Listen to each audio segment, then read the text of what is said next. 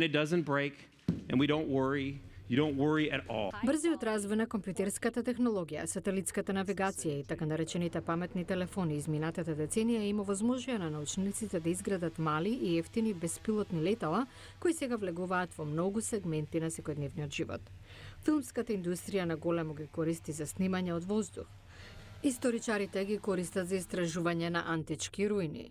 Спасувачките екипи во потрага по преживеани. Дури и земјоделците користат беспилотни летала за наблюдување на посевите.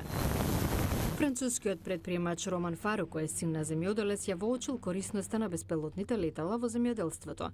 Неговата компанија Иринов развила лесно летачко крило со далечинско управување, што го нарекла Агридрон, кој користи специјален оптички сензор за анализирање на житото на полето.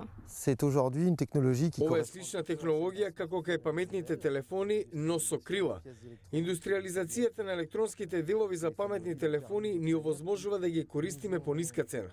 Компјутерска програма го креира патот на летање на беспилотното летало, додека неговите сензори регистрираат 4 различни елементи на сончева светлина, што се рефлектира од посевите – црвени, зелени и 2 вида инфрацрвени зраци. Земјоделецот Жан-Батист Бружман вели дека беспилотното летало во различни времења од сезоната дава голем број информации за состојбата на посевите, што потоа се анализираат.